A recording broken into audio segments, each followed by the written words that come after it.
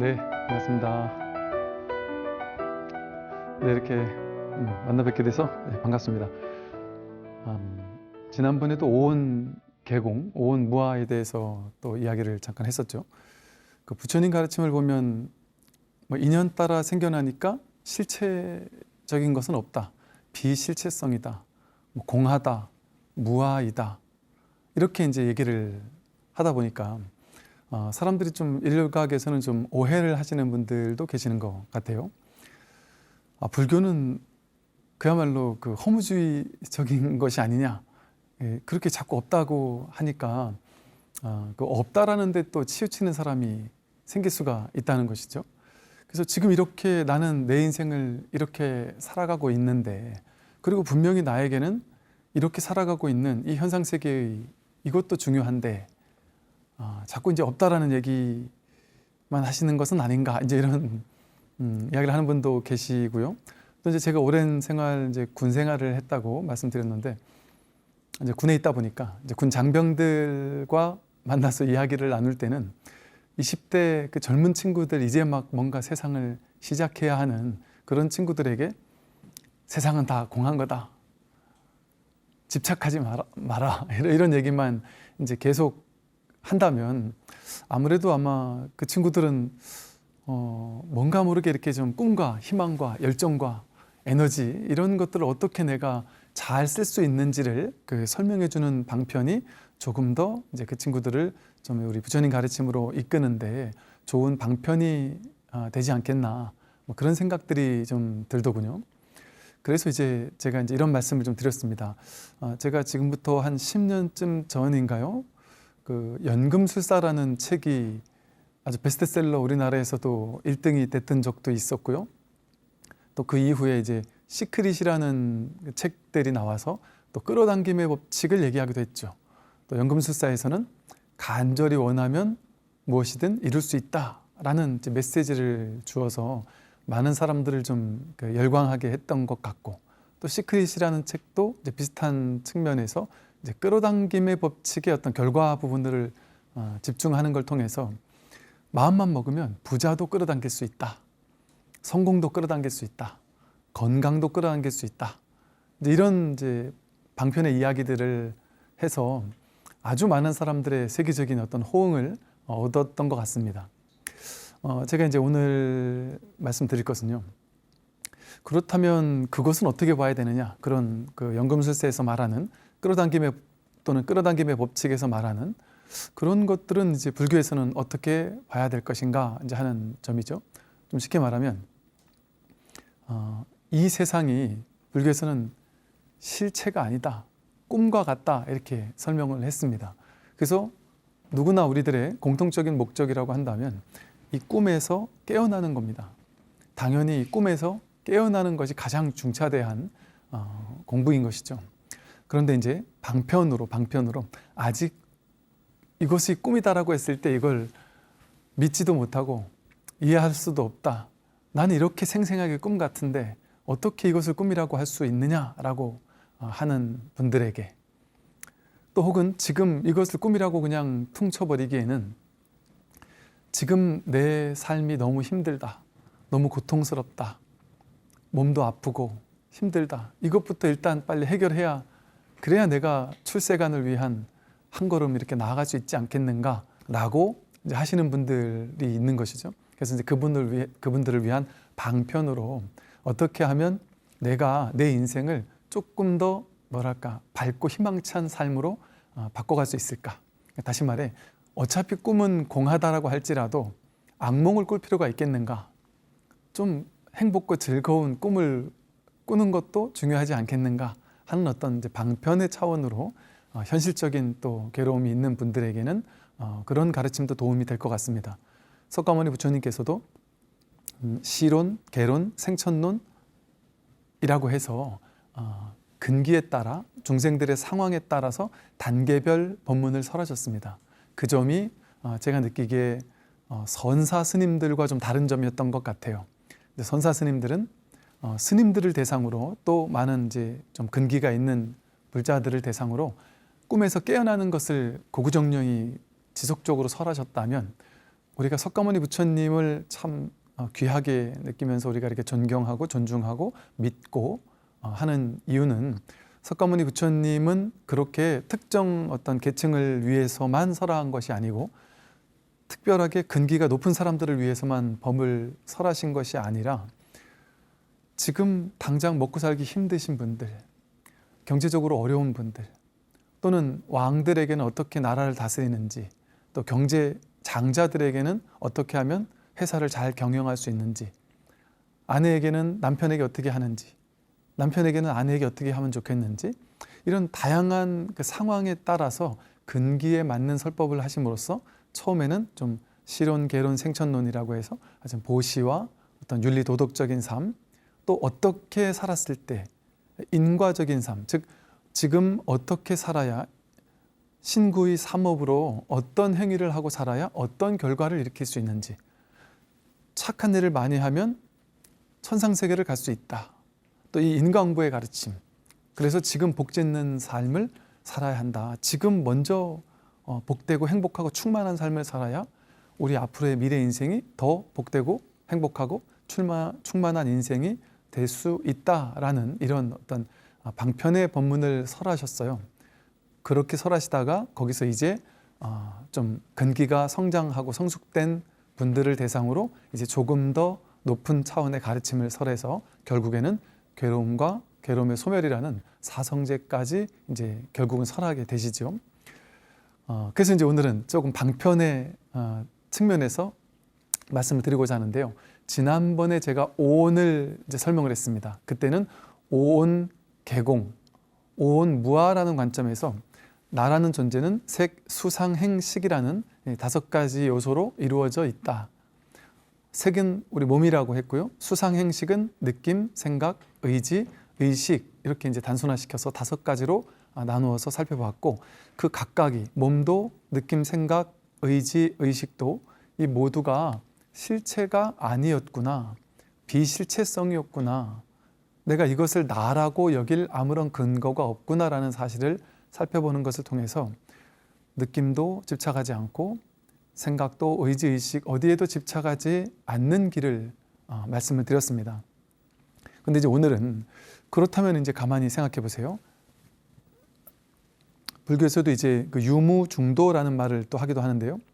이 몸과 마음은 내가 아니다, 있는 것이 아니다라는 쪽으로만 얘기해서 예를 들어 사람들이 오온무아기 때문에 몸과 마음은 내가 아니구나 라는 것에만 치우쳐서 나는 없다 라는 것에만 치우쳐서 내가 없다라는 것을 하나의 견해로 취하게 된다면, 그래서 그것을 진실이라고 믿게 된다면 그 사람은 무에 갇힌 것일 수 있는 것이죠.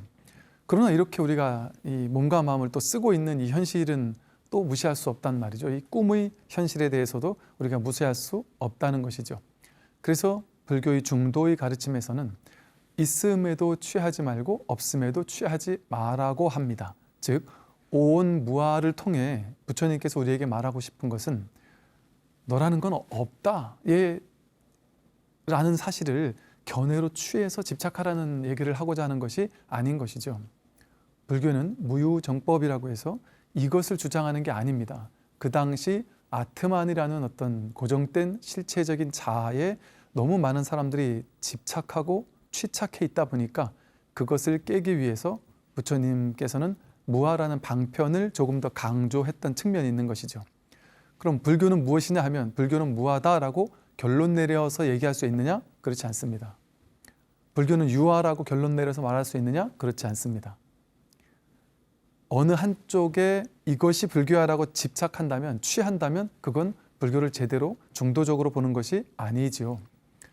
그래서 공에 치우치는 사람에게는 이제 있음을 얘기합니다. 그래서 유식이라고 해서 오로지 식은 있지 않느냐 이렇게 설명하는 또 불교가 있고요.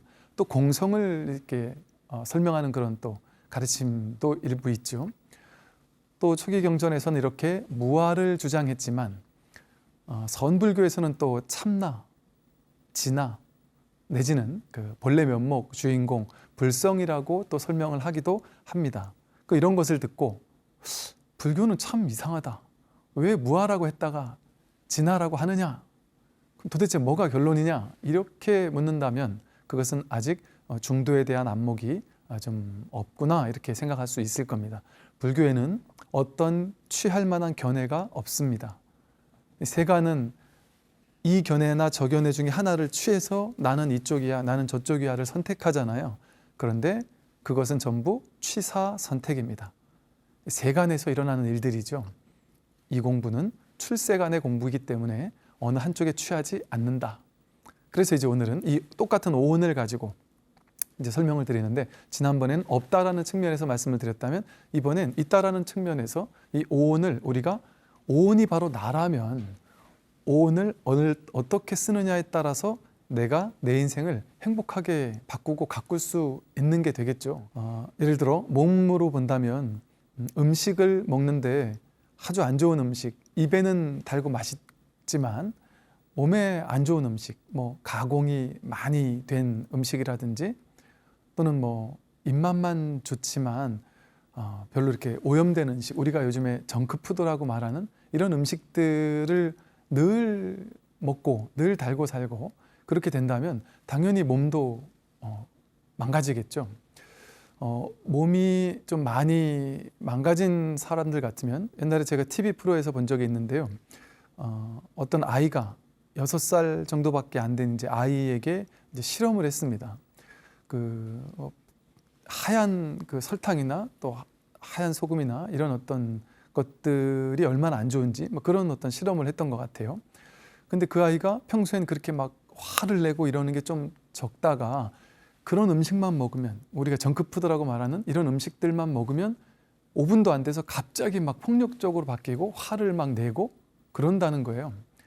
그리고 그 친구에게 또 좋은 음식을 주니까, 부드럽고 좋은 음식을 주니까 또 그런 것이 좀 잦아들더라는 거죠.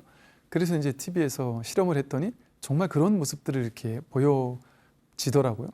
물론 이제 몸이 그렇게 많이 망가지지 않은 사람이나 좀 덜 예민한 사람 같으면 그렇게까지 즉각적인 반응이 일어나지는 않겠지만, 그런 사람이 있을 수 있다는 것은 그런 어떤 영향이, 우리가 몸에 있는 영향이 어떤 걸 먹느냐 하는 것들이 어떤 몸을 형성하느냐를 어느 정도 반영한다라고 할 수 있을 겁니다. 제가 이제 대학원 다닐 때 이제 불교 환경 관련된 것을 전공했다고 말씀을 드렸는데, 그때 보니까 저는 정말 너무 충격적인 게 많았어요. 우리가 먹는 것들, 우리가 살고 있는 이 현실이 너무 그 친환경에서 멀어져 있는, 오염되어 있는 그런 모습을 보고 이렇게까지 이 세계가 오염되어 있구나. 부처님께서 오탁 악세라고 말씀하신 것처럼 이 세상이 오염되면 사람도 오염된다고 말씀하셨거든요. 그래서 이 세계가 그만큼 오염되어 있으니까 그곳에서 우리들도 오염되고 온갖 병들이 생길 수밖에 없구나 하는 것들을 알 수가 있었습니다. 그래서 불교에서도 먹을 때 예를 들면 뭐 오신채를 주의하라든지, 또는 과도한 생명을 훼손하는 음식을 먹지 말라든지, 먹는 것에 대한 사찰 음식 같은 것들이 주목을 받는 이유도 그런 데 있겠죠. 먹는 것이 내 정신에 그만큼 영향을 미칠 수 있다. 실제 석가모니 부처님 당시에 많은 스님의 어떤 한 군의 스님들의 모임에서 어느 한 곳에서 어느 한 동산에 가서 수행을 하던 스님들이 계셨습니다. 그런데 그 스님들을 뒷바라지 하던 노보살님이 계셨는데, 그 보살님은 공부가 꽤 많이 되셔서 부처님의 말씀을 상당히 많이 증득한 그런 보살님이셨어요. 그 보살님께서 내가 이렇게 공부가 된 것처럼 우리 젊은 스님들도 바른 공부로 이끌어 드려야 되겠다, 바로 내가 이렇게 공양을 올려야 되겠다 하는 마음으로 스님들께서 수행만 전념하실 수 있도록 늘 때가 되면 음식을 이렇게 가져다가 드리곤 했습니다. 그런데 이 보살님 생각하기에는 신기하게도 이 정도 이 스님들이 공부를 하셨으면, 부처님의 법문을 들었으면 지금쯤 이제 수다원가, 사다함가, 아나함가, 아라함가를 증득한 이제 깨달은, 쉽게 말해 분들이 되셔야 되는데, 이상하게 법문도 훌륭했고 스님들의 자세도 훌륭했고 모든 것이 조건이 갖춰졌는데 이상하게 깨닫지 못하더라는 겁니다. 그래서 왜 그럴까라고 사유해 보았더니 모든 조건이 좋은데 딱 하나가 안 좋았다는 거예요. 그게 스님들이 드시는 음식이었다는 겁니다. 그래서 그 보살님께서 지혜의 안목으로 내가 조금 더 이렇게 좋은 음식, 그게 어떤지 구체적인 말은 안 나오지만 그 좋은 음식으로 이렇게 스님들이 공부에 도움될 만한 그런 음식들을 준비해서 스님들에게 공양을 올렸더니 머지않아서 그 많은 스님들이 금방 깨닫게 되었다 하는 이제 이런 장면이 이제 니까야 경전에 나오는 부분이 있거든요. 이처럼 우리가 무엇을 먹느냐 하는 것도 우리의 미래를 바꾸는데 영향을 강력하게 미칩니다. 인과 업보로서. 그래서 먹는 것을 주의를 해야 되겠죠. 또 몸의 색온이라고 하는 몸에서 주의할 또 한 가지는 먹는 것이 몸을 이루기도 하지만 운동을 얼마나 하느냐. 옛날 같으면 하루 한 끼 먹으려면 막 사냥도 하고 농사도 짓고 해야만 먹을 수 있었으니까 따로 운동이 필요가 없었죠. 근데 지금은 그냥 뭐 컴퓨터 앞에서만 이렇게 손가락만 움직이면서 머리를 쓰면서 일하는 분들이 많아지잖아요.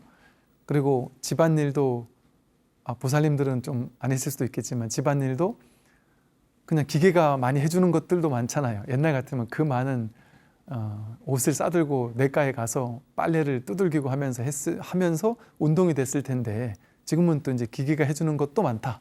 물론 보살님들의 노동이 없다는 얘기는 아닙니다.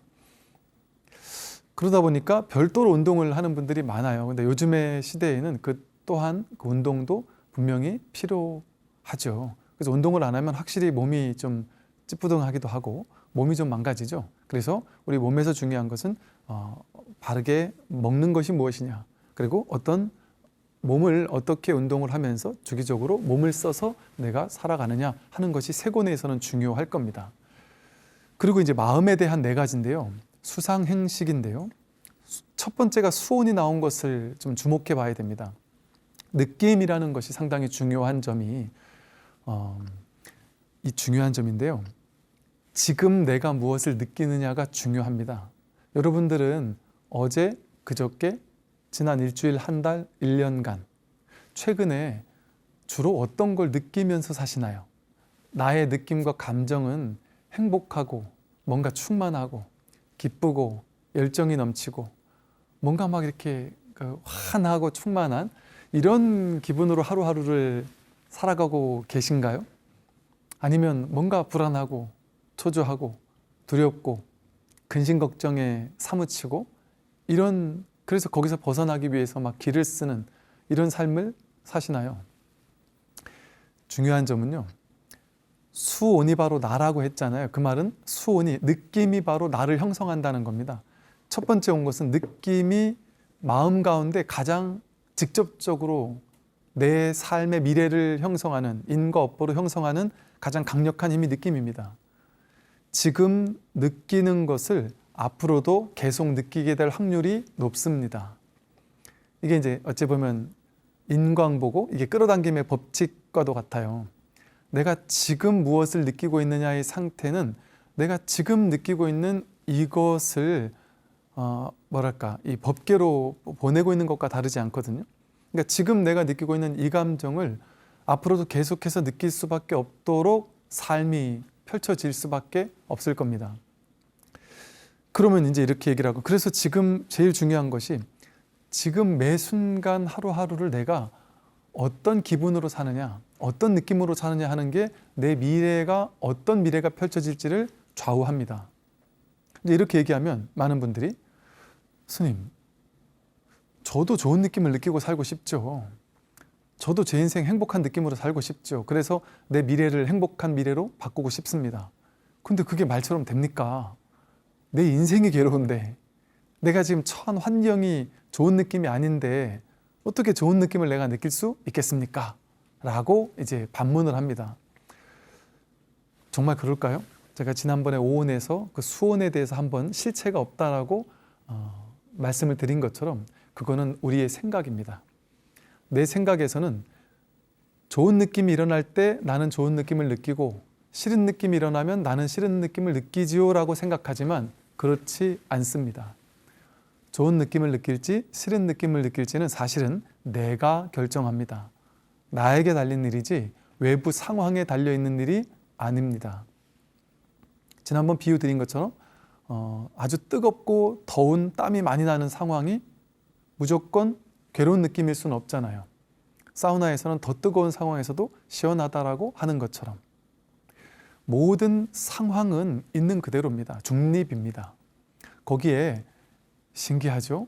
우리는 느낌은 정해진 것 같은데 전혀 정해져 있지 않습니다.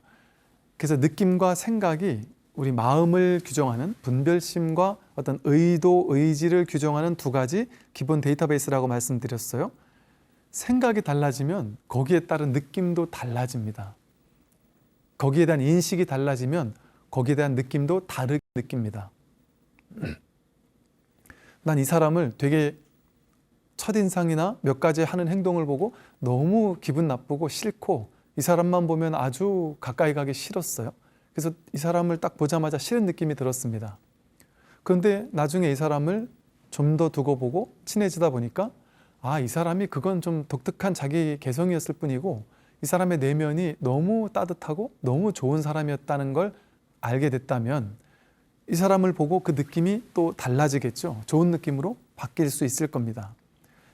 인식이 달라지고 경험이 달라지면 당연히 그 느낌도 달라집니다. 생각도 마찬가지예요. 내가 불교를 만약에 싫어했다, 옛날에 다른 종교를 다니면서 불교를 싫어했었다. 그러면 불교 이러면 좀 싫은 느낌이 들었을 수 있을 겁니다.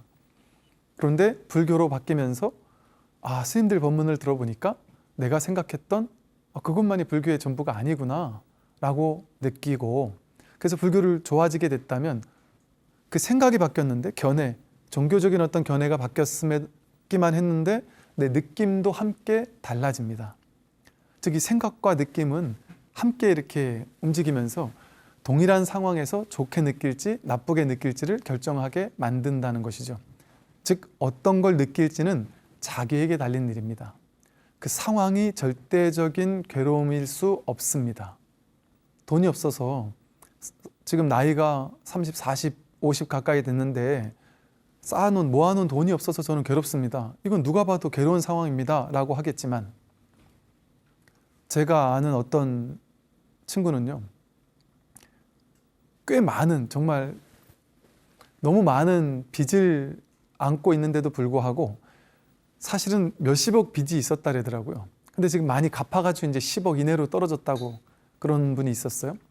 그래서 그분은 너무 다행이다라고 내가 이제 한 40 가까이 됐는데 10억 이내로 떨어졌으니까 많이 갚았으니까 이제 조금만 더 하면 다 갚을 수 있겠다라고 생각하는 분도 계시고요. 또 어떤 분은 몇 천만 원 빚 때문에 너무나도 괴로워하면서 가난하다고 느끼는 사람이 있는가 하면 한 1억 정도 빚이 있는데 이 정도는 막 큰 빚도 아니다. 내가 좀만 열심히 하면 갚을 수 있다라는 아주 그 설레는 마음으로 사는 분도 계시다는 거죠. 똑같은 연봉을 받지만 누구는 참 기쁜 느낌, 충만한 느낌, 풍요로운 느낌을 가지고 그 월급을 받아들고 또 어떤 사람은 나는 박봉이다라는 느낌으로 월급을 받아들여요. 참 신기한 점이요. 공무원이나 군인이나 이렇게 보면 비슷하게 같은 직급에 있으면 비슷한 월급을 받잖아요. 근데 저는 그런 분들과 이야기 나누면서 정말 놀라웠던 점이 똑같은 월급을 받으시는데 한 분은 박봉이라고 누가 알듯이 우리 박봉 아닙니까? 이렇게 얘기하는 분을 봤고요. 또 한 분은 정말 공무원 세상에 최고인 것 같습니다. 군인 세상에 최고인 것 같습니다. 어떻게 이렇게 월급을 따박따박 이렇게 많은 월급을 받을 수가 있을까요? 너무 행복합니다. 그러는 분도 봤거든요. 그러면 그 월급은 박봉인가요? 그래서 가난하다, 결핍돼 있다, 나는 없다라는 게 진짜일까요? 아니면 풍요롭다라는 느낌이 진짜일까요? 우리가 느끼는 풍요로운 느낌과 결핍되어진 느낌은 실제 그 상황이 그 느낌에 정해져 있는 것이 아니라 내가 그렇게 느끼는 것일 뿐이죠. 즉 제가 수온이 내 미래를 만든다 그랬습니다.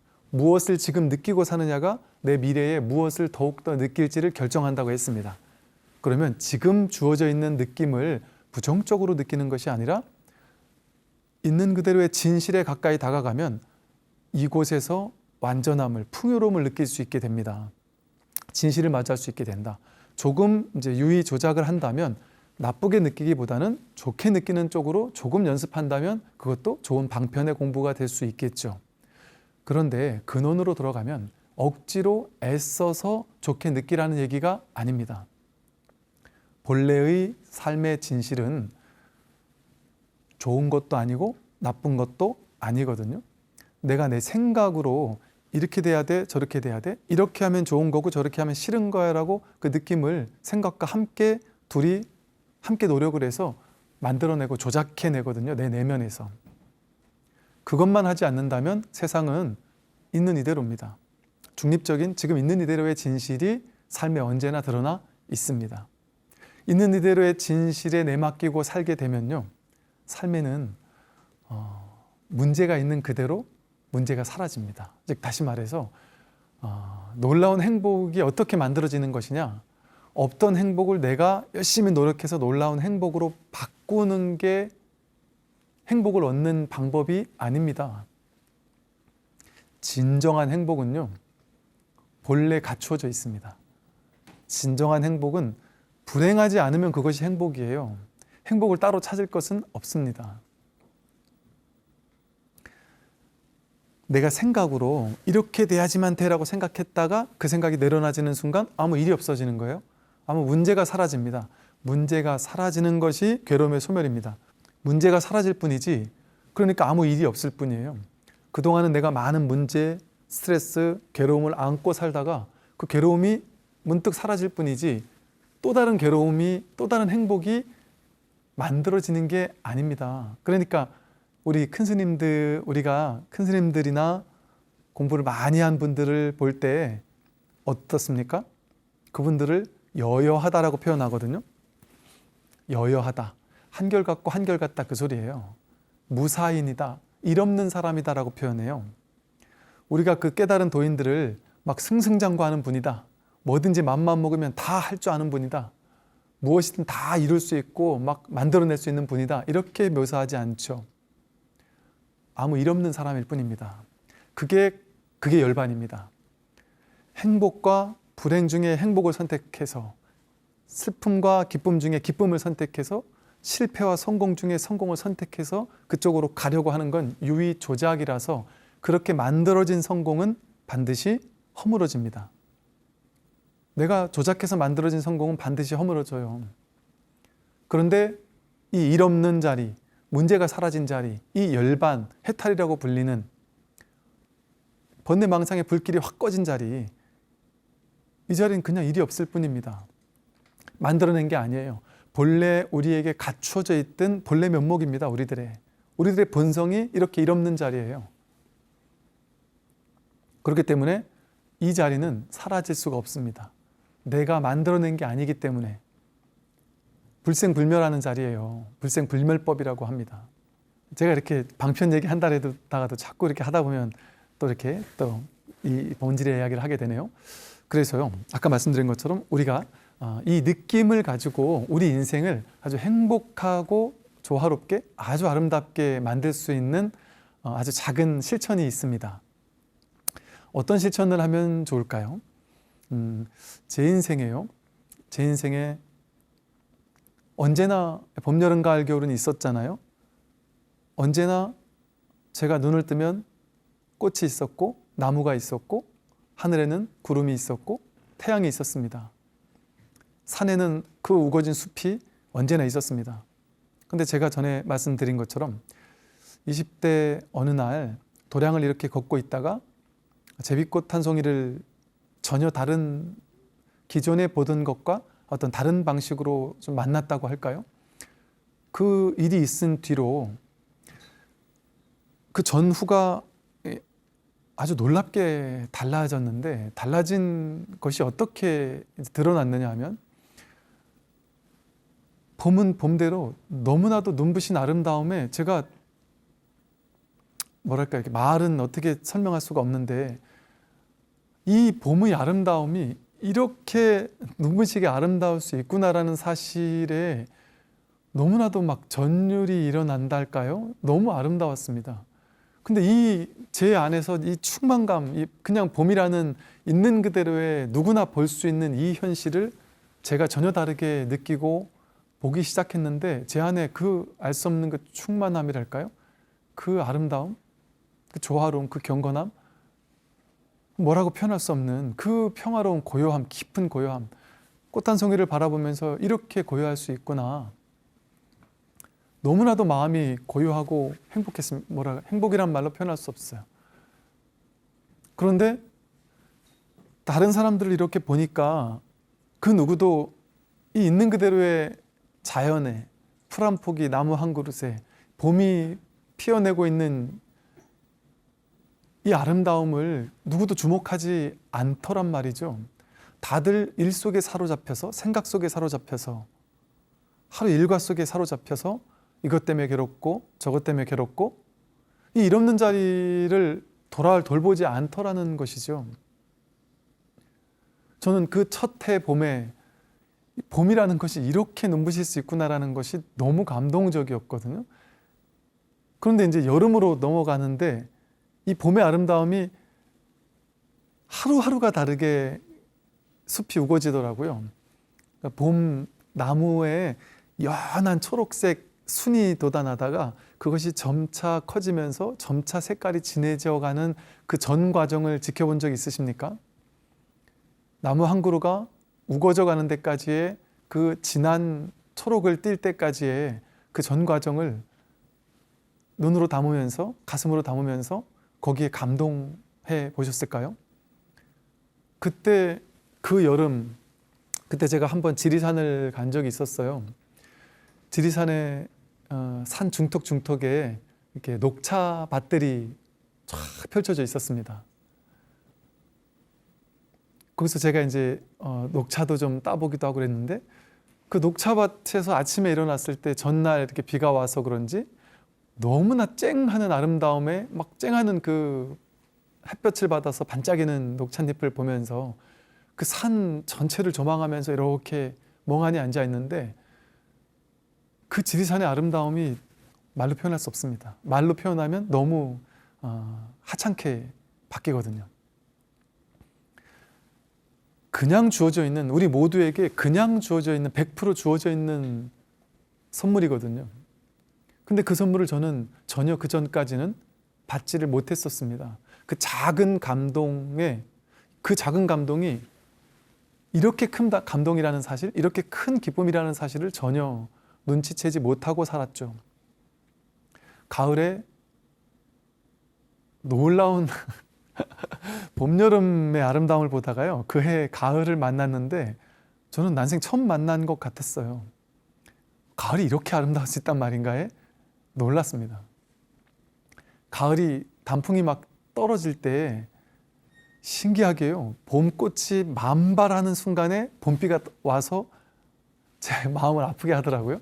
봄비가 와서 봄꽃을 막 후두둑 떨어지게 하니까, 꽃비가 내리게 하니까. 그런데 가을도 그렇더라고요.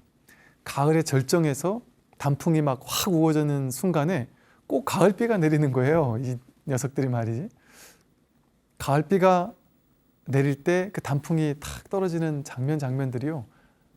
이게 또 첫 해에는 그게 그렇게 아쉽더니만 그 다음부터는 이게 너무나도 아름다운 예술입니다. 왜 그런지 아십니까? 가을의 단풍이 너무 아름다워서 이 이상의 아름다움이 있을 수 있을까 아쉬웠단 말이죠. 그런데 더 놀라웠던 점은 봄, 여름, 가을이 안고 있는 그 아름다움에 비할 수 없을 만큼의 더 놀라운 텅 빔의 아름다움이 겨울의 숲이 가져다주는 감동이더라고요. 이 파란 하늘을 배경으로 이 시린 옷깃을 막 여미면서 그 숲길을, 산길을 걸을 때 그 설악산, 또 태백산, 지리산을 그 눈길을 밟으면서 걸을 때 그 놀라운 아름다움은, 그 단순한 아름다움은 또 말로 할 수 없습니다. 제가 이제 이런 말씀을 드렸는데요. 즉 다시 말해 느낌을 설명하다가 이 말씀을 드렸습니다. 어떻게 해야 이 느낌을 기쁘고 풍요롭고 충만하고 이 여여하고 이 감동적인 삶으로, 우리의 인생을 감동적인 삶으로 바꿀 수 있을까요? 맨날 주변 상황만 탓하면서 내 상황이 감동적이지 않은데 어떻게 내가 감동하고 삽니까? 주변 상황이 기쁨을, 즐거움을, 행복감을 느낄 수 있는 상황이 아닌데 어떻게 내가 행복감을 느끼며 살 수 있습니까? 이렇게만 말할 필요가 없다는 것이죠. 사실은 그 행복의 가능성, 좋은 느낌을 느낄 수 있는 주변 여건은 완전히 갖추어져 있습니다. 내가 생각으로 좋다 나쁘다라는 분별에 취해서, 시비 분별심에 취착해서 좋은 건 더 가져야 된다라는 생각의 망상에 빠져서 살고, 싫은 건 버려야 한다라는 이 생각이 만들어낸 거대한 망상심이 내 인생의 전부인 것처럼 나를 사로잡고 있었기 때문에 내 인생이 그동안 괴로웠었던 것 뿐입니다. 한 생각 돌이켜서 지금 여기에 무엇이 있는지를 바라본다면, 맨눈으로, 맨느낌으로 바라본다면, 좋다거나 싫다라고 생각하고 해석하기 이전의 맨느낌, 있는 그대로를 있는 그대로 마주한다는 거죠. 삶과의 눈부신 접촉입니다. 분별을 가지고, 해석을 가지고, 색안경을 끼고 그것을 바라보는 것이 아니라 난생 처음 보는 것처럼 봄을 마주하고, 난생 처음 눈을 뜨고 아침에 일어나는 것처럼 창밖에서 비춰오는 따스한 햇살을 맞아 보는 겁니다. 시한부 인생을 살게 된 어떤 거사님께서 이제 몇 개월 안 있으면 죽게 된 것이죠. 시한부 인생 판정을 받고 너무 괴로워서, 죽을 것처럼 괴로워서 막 거부하고 화내고 막 짜증을 내고 막 두렵고 무섭고 떨리고 이런 삶을 한동안 보내다가 어느 순간 이제 내가 죽는다는 사실을 이제 받아들이게 됐습니다. 받아들이게 되고 온전히 그냥 탁 받아들이게 되고 났더니 갑자기 깊은 평화가 오더라는 거죠. 근데 그러고 났는데 눈을 감고 아침을 맞았는데 난생 처음 바라보는 바깥에서, 창밖에서, 병원 창밖에서 내 이불 위로 흩어져 내려오는 이 아침 햇살이 이렇게 아름다울 수 있단 말인가에 눈물을 흘렸다는 말씀을 하셔요. 이렇게 아름다운 세상을 놔두고 내가 가야 하는구나. 왜 나는 지금까지 이 아침 햇살이 이렇게 아름다운 줄 모르고 살았을까? 아이 둘이 옆에서 병원에서 막 뛰놀고 할 때 혼내기만 했는데 저 아이들이 천진난만하게 저렇게 뛰어노는 모습이 이렇게 감동이라는 사실을 왜 내가 모르고 혼만 내고 살았을까? 마음을 비우니까 있는 그대로를 있는 그대로 허용하고 받아들이고 났더니 이제 진실이 보이기 시작하는 거예요.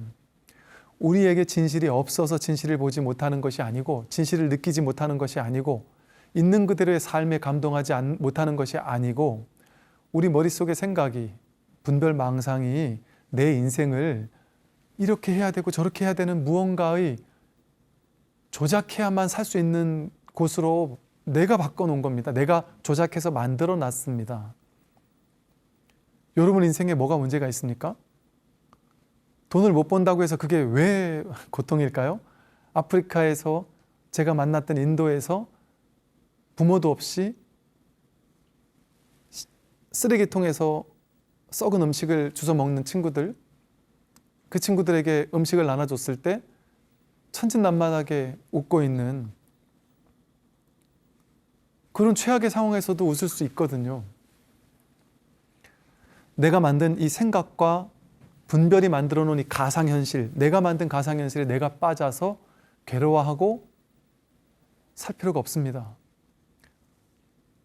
진실을 우리가 보려는 어떤 마음을 가진다면 진실이 언제나 눈앞에 드러나 있습니다. 완전한 행복의 가능성은 우리 눈앞에 이미 와 있습니다. 그 작은 것, 막 거대한 행복을 추구한다면 그거는 얻기 쉽지 않을 거예요. 내가 조작해서 만들어야 되니까. 근데 조작해서 만드는 것이 아닌 이미 주어져 있는 작고 사소하다고 느낀 것들, 그것이 진짜 행복입니다. 우리에게 진정한 행복을 가져다 주는 것들은 사실은 그런 것들입니다. 거기에서 기쁨을 느끼고 행복을 느끼고 감동을 느끼고 감사함을 느낄 줄 알아야 해요. 저는 이제 요즘에도 이제 부산에 있지만 이렇게 틈만 나면 거의 늘 매주 이렇게 그 금정산도 오르고요. 또 이제 때로는 한 번은 산을 가면 또 한 번은 바닷길을 이렇게 걷습니다. 한적한 기장이나 이런 쪽에 바닷길을 이렇게 걷습니다. 이 걷는다라는 것은요, 마음을 이렇게 비우고 걷게 되면요, 우리가 말로 생각으로 할 수 없는 눈부신 있는 그대로의 진실이랄까요? 그 고요함과 마주하게 됩니다. 그 마주하는 그것은요, 그 여여한 기쁨은 막 감각이 자극하는 좋은 음악을 큰 소리로 들었을 때의 기쁨, 좋은 걸 막 눈에 자극되는 걸 봤을 때의 기쁨, 이런 것과는 다릅니다. 은은한 만들어낸 것이 아니라 본래 있는 자연이거든요. 본래 있는 바다고 본래 있는 산이거든요.